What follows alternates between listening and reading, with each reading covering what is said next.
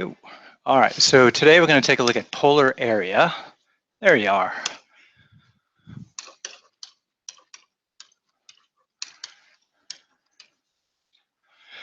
So since polar involves radiuses and angles, then we have to first just remind ourselves about a circle. So if we have a circle of radius r, we know its area is pi r squared. And the next thing that's important to know is if we take some chunk, some wedge out of that circle, we can also find its radius. And so the way to think about it is we have a fraction of that circle right there. So that means we need a fraction of the area. Well, any particular sector is going to have an angle theta to go with it. A complete circle has an angle of 2 pi if we go around once. So this particular sector that we have here is the fraction of the circle that is theta divided by 2 pi.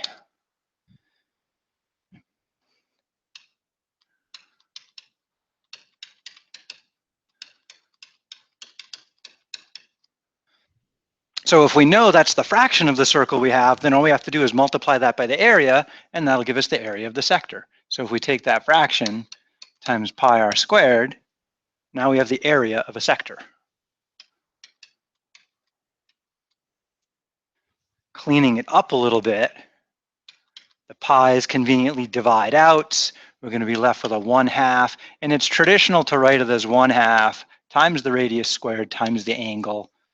Obviously, the order of multiplication doesn't matter much, but we're going to write it that way.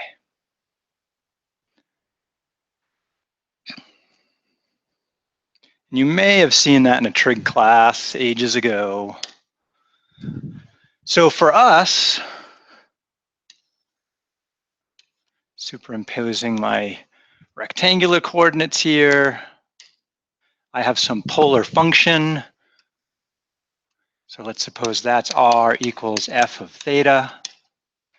If I wanted to find the area that I'm generating here as I move out, for any particular angle that I plug in, like let's say this is theta 1 right here, I'm going to have a radius to go with it. And some other place I'm going to plot another point, theta 2, that'll be r2. Initially we'll have a theta 0, which in this case is 0, and we can call that r sub 0, right? So just like with Riemann sums when we had rectangular areas, given the way polar points work, what we end up with are these sectors to play with. Now, like with Riemann sums, it's easier at first if you make all those subintervals the same width. What we'll do is just kind of zoom in on one of these sectors and say the angle that we're spanning from here to here is delta theta. Well, if the area is delta theta, if delta theta is small enough, then these two radii are going to be pretty darn close to the same length. If d theta is small enough, you won't be able to tell measurably the difference between them.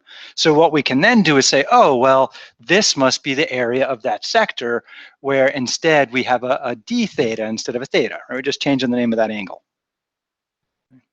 And so Riemann sum-wise, we're just adding up a whole bunch of these guys.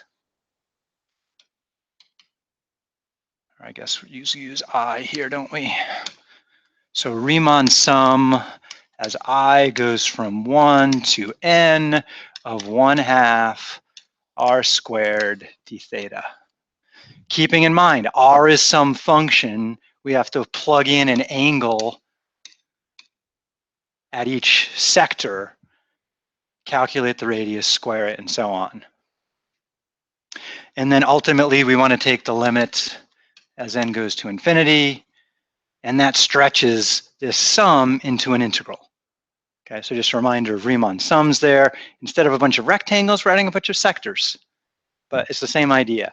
So in general, what we're going to have is the area within a polar curve is going to be the integral as theta goes from some initial value, let's call that alpha, to another one beta, of 1/2 times the radius function squared d theta. So that's our formula right there.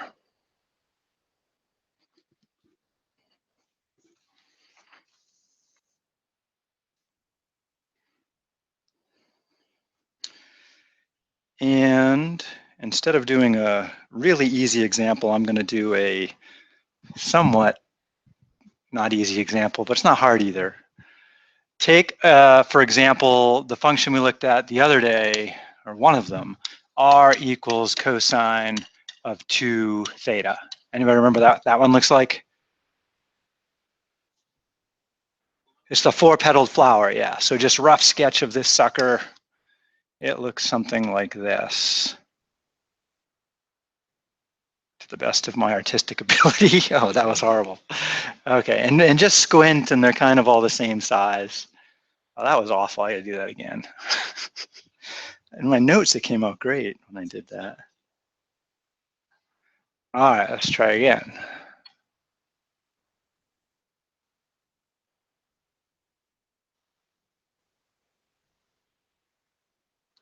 A little better. Okay. So the furthest distance we get out from the pole was 1 in any direction. So one thing to note is this particular flower sits inside a circle of radius 1. So we know that the area then, if it's a circle of radius 1, that's pi times 1 squared. The area has to be less than pi because that blue circle has an area of pi. Okay? And looking at it, I'm guessing it's something like what? Pi over 2 or pi over 3-ish, maybe, somewhere in the vicinity of that. Okay, so we have like an estimate to aim for there. So to do this, we just need to plug into our formula. So our area, oh, other things to consider. Do we have symmetry here? Yeah, we got lots of symmetry. Some other things to think about. What was the period of this function? Anybody remember? No, odd functions have pi. So if it's an odd number, it would be pi. If it's an even, it's 2 pi. Yeah, so the period of this guy is 2 pi. So that's good to know. So that means one particular flower, one leaf, can be drawn in a range of 2 pi over 4. Oops, leaf doesn't have an E on it, does it? 2 pi over 4, which should be pi over 2. And actually, just for example, this top part of that leaf right there, that would have to happen from 0 to pi over 4 is what we graphed the other day. So what I could do is I could just find that area right there and multiply it by 8. And that was from 0 to pi over 4. So it's one thing you have to do anytime you do one of these periodic polar functions and say, okay, what's the period? Because we want to identify what should our integration boundaries be. Once we've identified that, symmetry can allow us to whittle it down. And so I think the smallest set of boundaries we can get away with is to integrate from 0 to pi over 4. That would give me half of one of my 4 leaves, which means I need to take 8 times that to get the full area. That make sense? In order to do that, if it's a new function to us, we're going to have to whip out technology and graph it. We're going to have to play around and figure out what the period is. We're going to have to plot a couple of points. There's no way around that. Okay, so then we just take 1/2 times my radius function squared d theta. Next, we pray we can find an antiderivative, which a lot of times we're not going to be able to, but sometimes we can. I'm pretty sure we can on this one. So cleaning that up a touch, we have 4, half of 8, integral from 0 to pi over 4 of the cosine squared of 2 theta. And at this point, we could either whip out one of our trig tables or we could whip out a trig identity. And we got to have an identity for this one right here. The identity is, let's see, cosine squared of x is equal to 1 plus the cosine of 2x over 2. I'm 90% sure I got that right. What do you guys think? Did I get it right? Looks right to you? Okay. I wrote it down in my notes just in case. Yeah, that's what I wrote in my notes. All right, so applying that here, now keep in mind, I don't have an x, I have a 2 theta. So x is 2 theta. So when I rewrite this, I'm going to get 1 plus the cosine of 2 times 2 theta, which is 4 theta, over 2 is what I'm integrating now.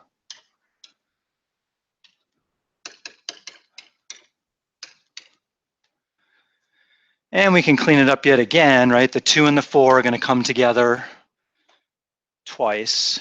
And I think we're ready to name an antiderivative for this thing. So just, I'm going to note out front here, half of 4 is 2. So I have twice. What's an antiderivative for 1? Just theta. Now, normally an antiderivative for cosine would be sine. However, when I take the derivative of sine of 4 theta, there should be a multiple of 4 hanging out there, which I don't have. So how should I compensate down here? With a 1/4, yeah.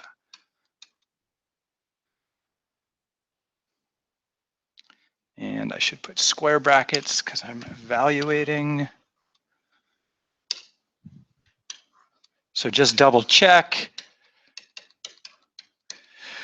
Derivative of theta is 1, that's good. Derivative of sine of 4 theta is cosine of 4 theta times 4, which cancels the 1/4 we balanced with, so it looks good.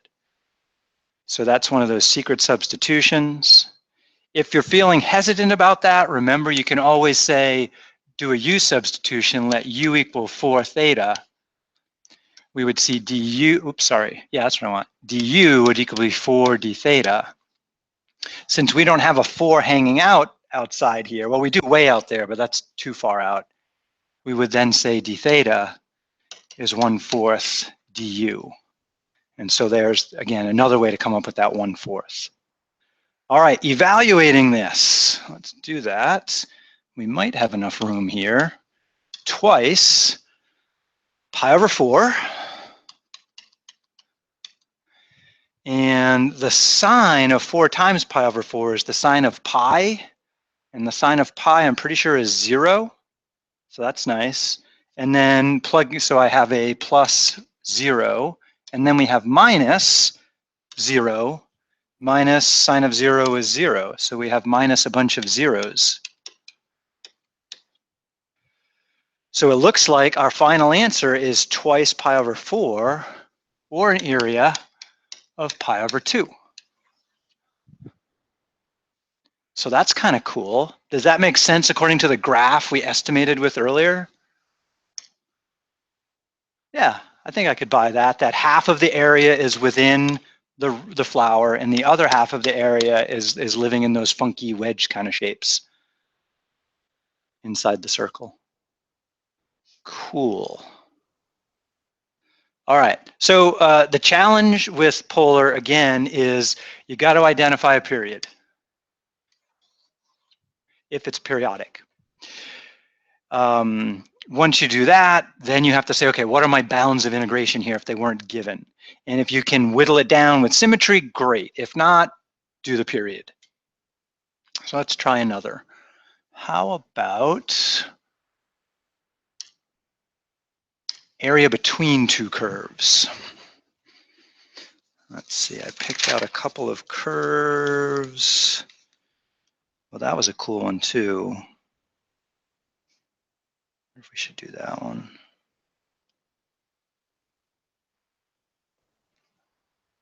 We'll just do the between two curves. Okay. Oh, wrong tool. So area between polar curves.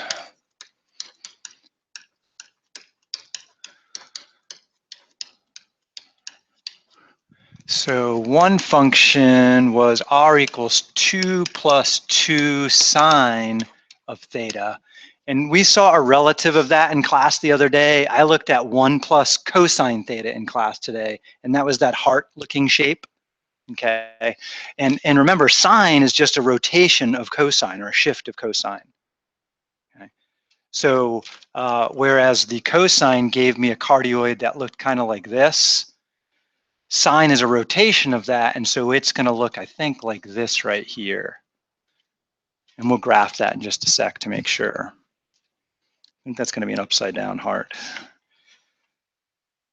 And then the other one I want to look at is r equals 6 sine of theta. And remember, if we graph just cosine of theta, we get a circle. Sine of theta also gives us a circle rotated upwards, and 6 just changes the radius. So if we just graph the sine of theta, we would have a diameter of 1. So that means here we'll have a diameter of 6 or a radius of 3 is what we'll end up with. So let's whip out some technology and graph these. So I'm going to grab Desmos.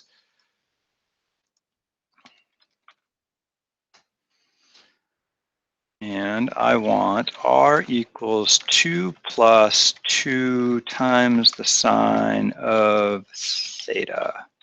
Okay, so there's my upside down cardioid. And then I want r equals 6 times, what do they have? Sine again, wasn't it? I think.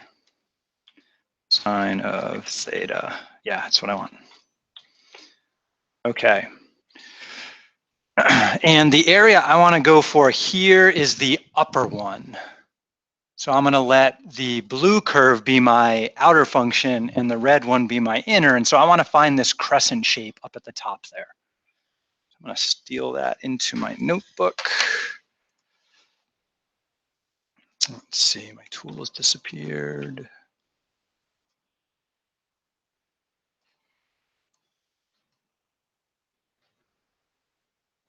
I should grab that 5 so we have a scale. All right, so I want, and again, in online this looks good, but in class my screen is distorted. I got to figure out how to fix that.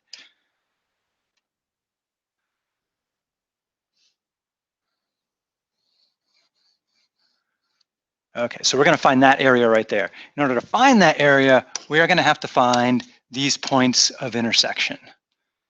Okay, so it looks like this curve has 3 points of intersection. We want those outer 2 there.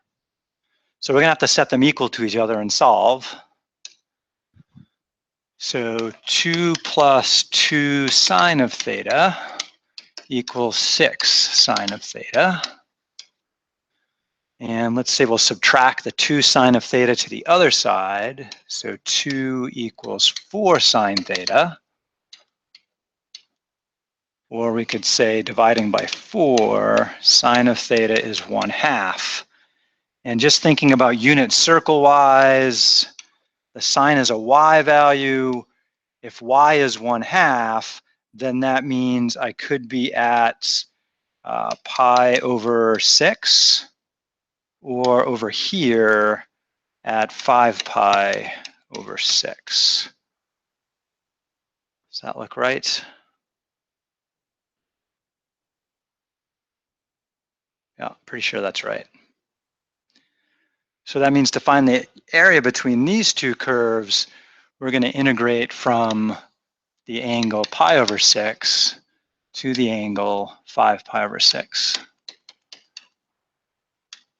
And we're going to sweep through there. And this is not too much different from rectangular coordinates. If I just took my outer function and integrated that on these boundaries, then I would find a much larger area. I would find this area right here.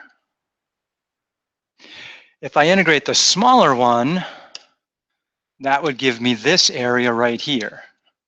And so all I need to do is subtract that from the outer one, and I'm done. So just like in rectangular coordinates, you've got to say which function is further away, which function is closer, and then subtract them in that order. So for us, our area between is going to be the integral from pi over 6 to 5 pi over 6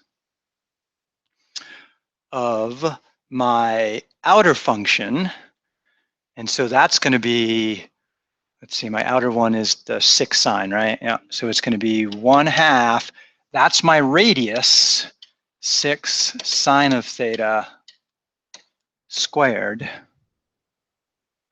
right? Because that's how I find area, 1/2 radius squared.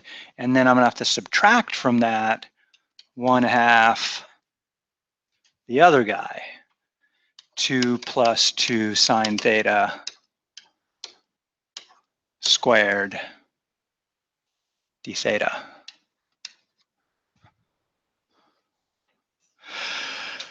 Yeah, we've seen worse. Okay, so we got to square these guys out. This one's not too bad. That one is moderate, but we can handle it. I think maybe it's a good idea to factor that 1/2 out of the whole thing. Probably should have done that in the first place. So let's do that. So factoring it out, we're going to have 1/2 times the integral, pi over 6 to 5 pi over 6. And then we'll have the sine squared of theta minus, oh, 6, right? Yes, thank you. Let's just undo a few steps. That's going to be 36 sine squared of theta minus, then we got to multiply out that other guy. So that was 2 plus 2 sine. So I'm going to sneak a page in between for that. 2 plus 2 sine times 2 plus 2 sine. And so that's going to give me 4. And then my outer and inner terms are both going to be 4 times the sine of theta. So then in the middle, I'll have 8 sines of theta. And then I'll have plus 4 sine squared of theta to go into my integral there. And that's all being subtracted. So back here, I have minus 4 minus 8 sine theta minus 4 sine squared of theta d theta. Yeah, that looks about right. Okay, so other things we're going to have to do here. Let's see, I guess we could put that half back in to simplify our coefficients, or we could apply trig identities because we're going to need them here and there. So I think I'm going to do both at the same time. Can I handle that? Do we have any like terms? Oh gosh, we do have like terms, yeah. All right, let's clean up that before we do anything and include the 1/2, right? So let's see, we're going to have a 36 minus a 4, which is 32. Half of 32 is 16. All right, good idea. So I'm going to have a 16 sine squared of theta minus, let's do the sine next, half of 8 is 4 sine theta, and then half of 4 is 2. Okay, that's a little nicer. Thank you for that observation.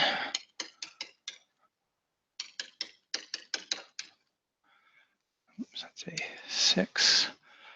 And then not much I can do besides apply the substitution there. And that substitution was the sine squared. Ooh, we did cosine squared last time. Sine squared has a minus in it. I'm pretty sure it is 1 minus the cosine of 2 theta over 2. And I'm going to look up that one to double check.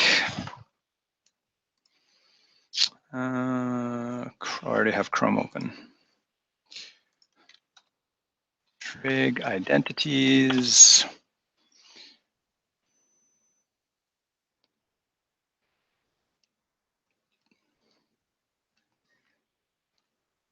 Okay. Yep, 1 minus 2 cosine, or cosine 2 theta. Okay, got that right. So, and then we can take half of 16 when we pull that through. So now we have the integral, still from pi over 6 to 5 pi over 6 of 8 minus 8 cosine of 2 theta minus 4 sine minus 2.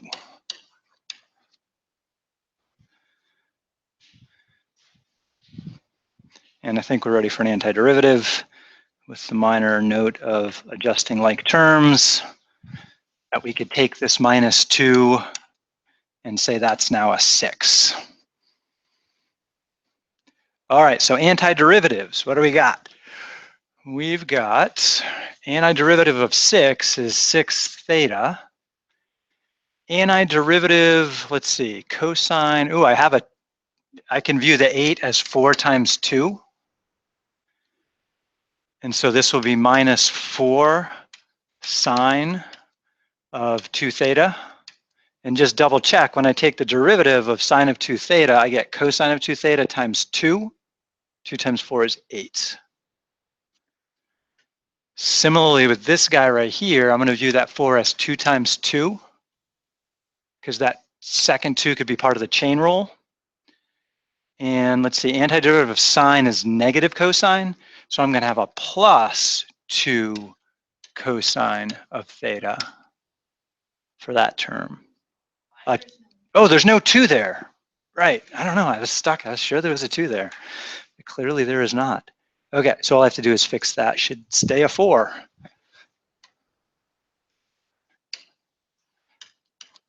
Okay, so that stays 4 cosine, but it is a plus. Okay, that looks good. And I think we have antiderivatives.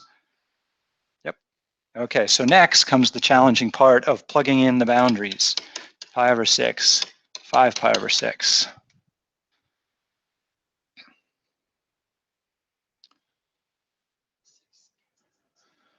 All right, so I'm going to try to steal that into another page, because apparently today I can't keep all my facts straight. I get all of it? Ooh, look at that. That was good. Copy, new page, paste, and move. Okay. So 5 pi over 6 times 6, we're going to have a 5 pi. And then a minus 4 times the sign. See, if we double 5 pi over 6, we get 5 pi over 3. Okay, where's 5 pi over 3?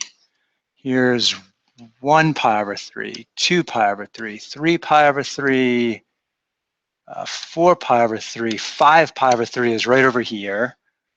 And over there, the sign is negative square root of 3 over 2.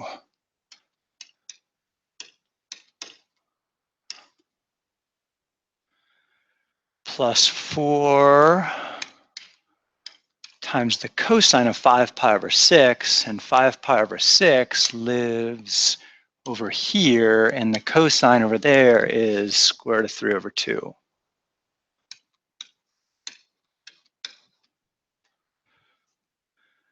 And then from that, we have to subtract, plugging in pi over 6. So 6 pi over 6 is pi minus 4 times the sine of 2 pi over 6, which is really pi over 3 right here. Sine is square root of 3 over 2.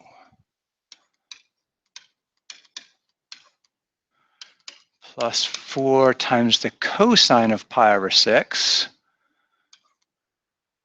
which is over here, and the cosine, wow, square root of 3 over 2 is everywhere here. I was hoping for a 1/2 once in a while. Oh well. All right, interesting. Thinking about signs, SIGNs, not SINEs. This guy is going to be a positive, and that's a match to it. Down here, these two cancel each other out. right? Because they are opposite in sign, but the same. And then otherwise I have 5 pi minus pi. All right, so what do we have left? Oops, wrong color, there we go. 5 pi minus pi, we're gonna have a 4 pi. And then, let's see, we have 2 of these guys. So 2 times 4 is 8, divided by 2 is still 4. So it looks like these two combine to be 4 square root of 3. Does that look good to anyone else? If this were on a test, we should not do this much in our head. We should write more down. What do you think? Did I do that right? Kezia says yes. Melissa says yes. Okay, yeah. Let's check. Whip out some technology. Where should we check this out? I don't think Desmos would do an area like this, but I don't know. I haven't had much time to play with Desmos yet. Does Desmos have an area function? Ooh, it doesn't like that. Probably not. Okay, so then we could use maybe the integral calculator online or Wolfram Alpha. Integral calculator. All right, so our integrand is rather complicated. It is 1/2, see if I can get all this right, times parentheses. Let's add another parenthesis, 6 sine of theta, or I guess I have to use x here. And the 6 sine of x is squared. Let's blow this up for the internet audience and for you guys here. Okay, and then what did I do? From that, I have to subtract parentheses 2 plus 2 sine of x, right? And square that sucker. That looks right. Close parentheses, and then I have to enter boundaries. That's in options, and my boundaries are pi over 6 and 5 pi over 6. And let's see if that looks right. Pretty sure that looks right. Any objections? Looks like what we started with. All right, go. What do you got for us, integral calculator? Processing, please wait. 36 sine, okay, that's okay. They cleaned it up a little, sort of. Antiderivative.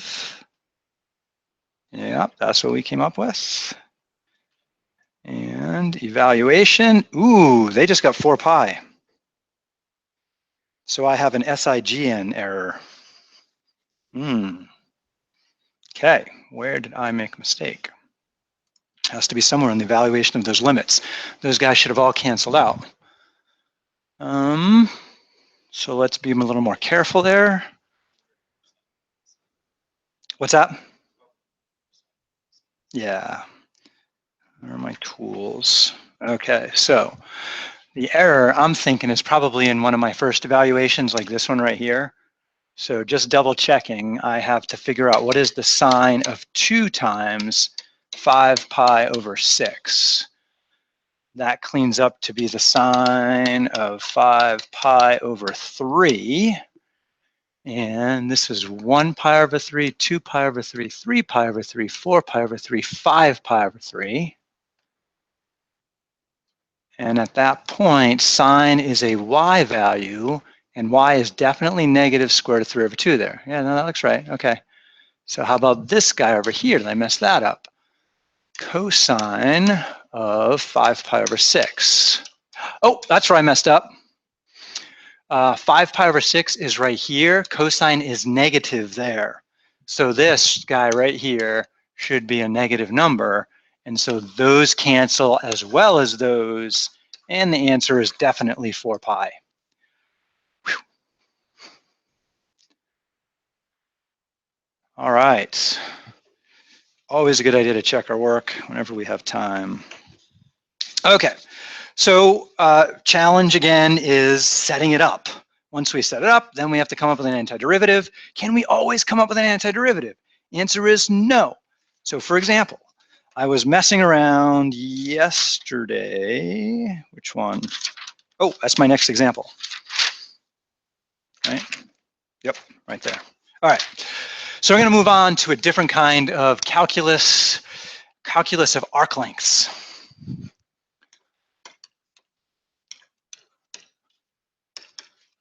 Arc length, oops, there we go. All right, so thinking back to arc length ultimately involves a bunch of little triangles where we have a height of delta y and a width of, say, delta x, or dy and dx. And so the length we're looking for is the length between 2 points on our function, which is that guy right there. And according to the Pythagorean theorem, that arc length right there is the square root of dx squared plus dy squared. Okay. Well, we're not in X and Y world anymore, but we're stuck with that idea about arc length. However, we do know that in a situation like this, if we have an angle there, then the Y value is going to come from R sine of theta, and the X value is going to come from R cosine of theta, because that's our link between the polar world and the rectangular world. So what we have to consider is that X and Y are both functions of theta. So what we really have here is dx d theta squared divided by dy d theta squared inside there. Now, do you remember yesterday when we calculated dx d theta and dy d theta? We found in class the other day that dx d theta, given that r is a function of theta, is going to be, I'm just going to call it r prime, which means, in this case, I mean with respect to theta with the prime. It's going to be r prime sine theta plus r cosine theta. And dy d theta from our work yesterday is r prime cosine theta minus, excuse me, r sine theta. And those are the things that I need to square and then add up and then take the square root of. So rather than bore you with a bunch of squaring, I'm going to show you what the result is.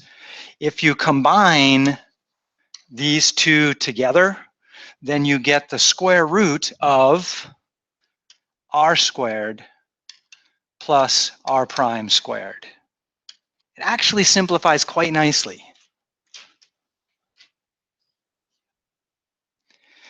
A whole bunch of stuff cancels because of that minus and that plus right there when we square it all out. And then you'll notice, like, if you square sine, you get sine squared, cosine squared. What's sine squared plus cosine squared? 1. Yeah, so tons of stuff cancels. It's amazing. All the sines and cosines just vanish. And all you have left is an r squared and an r prime squared. Okay. If you're bored later, feel free to multiply all that out and start adding them up. Okay. It's in the book, but I'm just going to say, poof, there it is. So arc length's not too bad.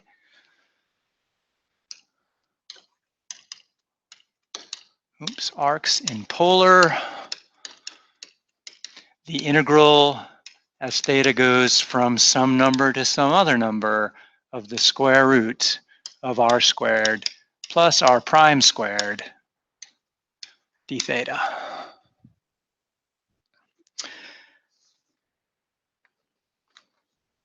And so I was thinking about the cute 4-petaled flower, and I was like, oh, I want to find the arc length of the 4-petaled flower. And so remember that one of our 4-petaled flowers was the cosine of 2 theta. And my pen is not tracking right. Give me one sec.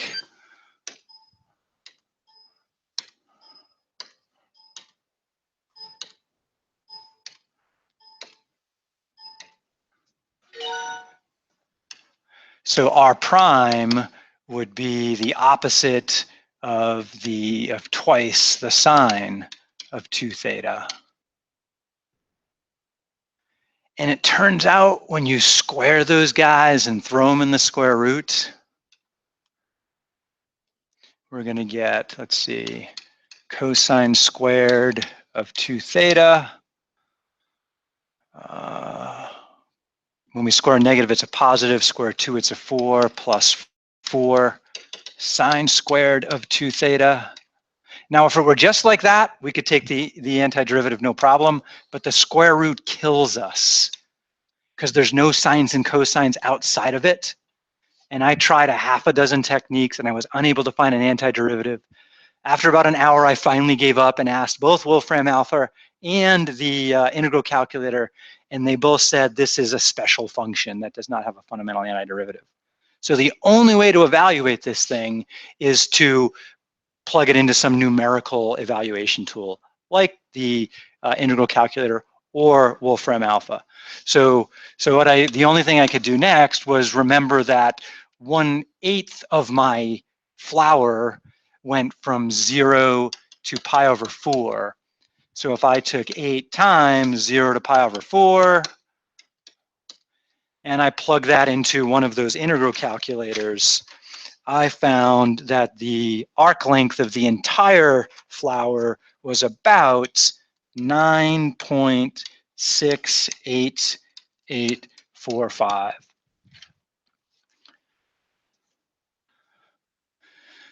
So when you first look at this, you see a cosine squared, you see a sine squared, and you're like, oh yeah, sine squared plus cosine squared is 1, but this 4 really fouls things up because you have extra squares hanging around. And no matter what you do to try and turn them into something else, you can never come up with a substitution because you don't have anything outside of the square root to help make stuff work nice, like use the chain rule in reverse, for example. So there is no fundamental antiderivative for this. It gets a special name called capital E. I can't remember exactly what capital E is, but it's one of those special functions that you may see in certain careers in the future. Okay. So that's as far as we can take that one. So let's do one we can actually get started and make progress on. It turns out one of the cardioids is doable. So let's see if we can find the arc length of the cardioid r equals 2 plus 2 cosine of theta. So I'll make a graph of that one just to see what it looks like. That should be a sideways heart.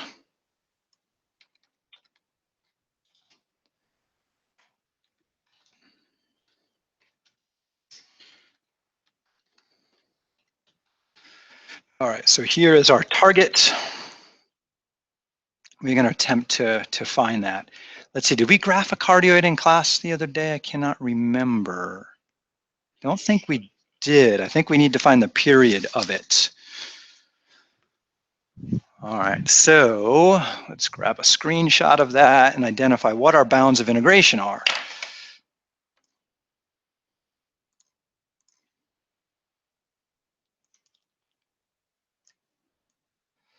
All right, so we're gonna, before we can do anything, we gotta make a little table and explore this thing by calculating a few points. So theta and r, if we start off with 0, cosine of 0 is 1, 2 plus 2 gives us this point 4 over here. Uh-oh, my pen's misbehaving again. I'm just gonna switch to this pen over here. Hopefully this one will work. There we go. Over here is theta equals 0. 0 goes with 4. Oops. And then I think next I'm just going to take a leap over to pi over 2 and see where that puts us. So if we jump over to pi over 2, cosine of pi over 2 is 0. So we just get 2. So that must put us at this point up here.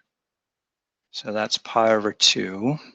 And then pi, cosine of pi is -1. So 2 plus -2, that should put us at this point down here.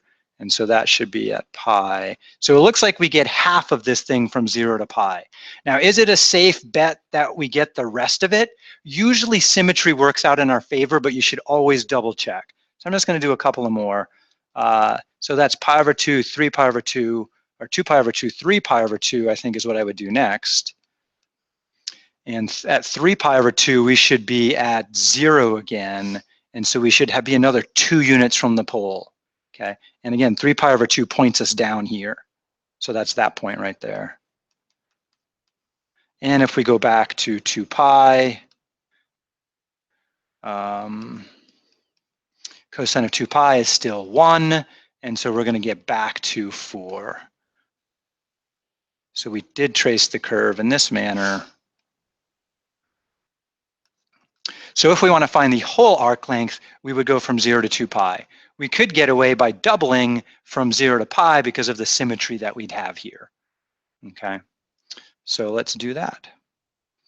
So we are going to integrate as theta goes from 0 to pi and double it, our arc length. Now to do that, we need r prime. So r prime is going to be, that's a 0 minus 2 sine of theta. So then we're going to have to square 2 plus 2 cosine and add that to the square of negative 2 sine theta, which I'm just going to write as 4 sine squared. And all of that is inside that great big happy square root. So the hope is here that we're going to find a way to cancel that square root. Okay, so we got to clean that sucker up. So let's see, we multiplied this guy out before. Oh, I can't write up there. I got to write down here, darn it. Okay, new page. So multiplying that out, we're going to get a 4 plus 8 cosines of theta plus 4 cosine squared of theta. And then we still have that 4 sine squared of theta hanging out.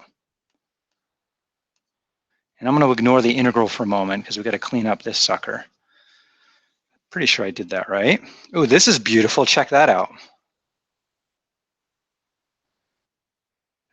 That's equal to 4. Factor out the 4, you get the 1 inside, yeah. And 4 plus 4 is 8. So I'm going to factor an 8 out and say I have 8 times 1 plus 2. Oh, no, I can't factor out an 8. Oh, wait. That's what I want to do.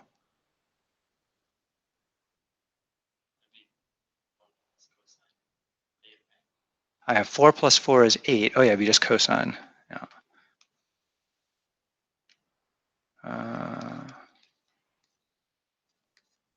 Inside the square roots. 1 plus. Ooh, yeah. Check this out. We know that the cosine squared of x is equal to 1 plus the cosine of 2x over 2. Now, if I let 2x be the same as theta, then x has to be theta over 2. So that, and then if I bring the 2 up to the other side, then I'll get twice cosine squared of theta over 2 is equal to 1 plus cosine of theta, if I make this substitution here.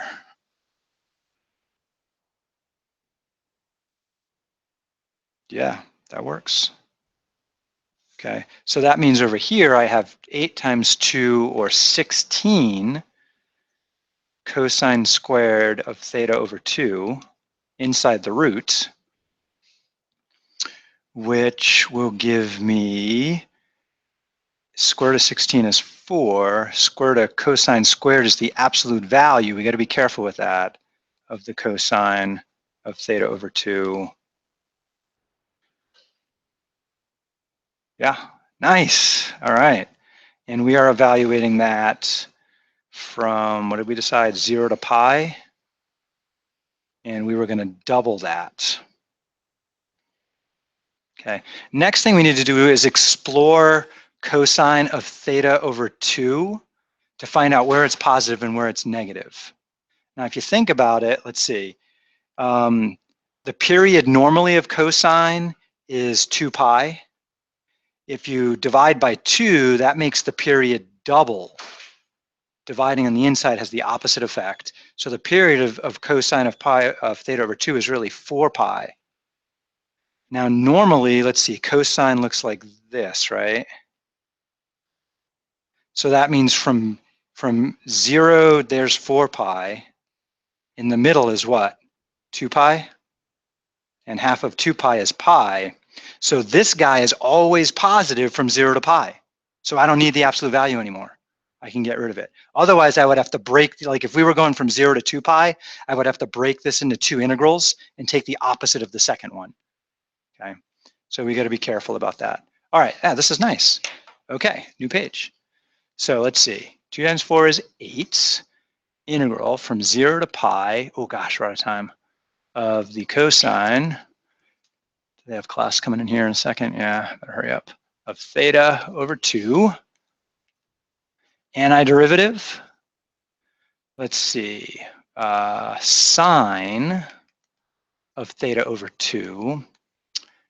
And when I take the derivative of the sine, I'm going to get a 1/2 out front. So I need another 2 here to make that happen. Yep. From 0 to pi. All right, so now evaluating, we get 16 times the sine of pi over 2. I'm going to write it down because I messed up before. Minus the sine of 0. 0, not theta. And sine at pi over 2 is 1. Sine of 0 is 0. So it looks like the answer is 16. The cardioid, this cardioid has an arc length of exactly 16. All right, so we're out of time for fun with calculus today. Next thing I would do is take my original expression here and plug that into something like Wolfram Alpha or Integral Calculator to double check we're getting the same number. All right, you have all the tools you need to do your homework. We'll debrief on that on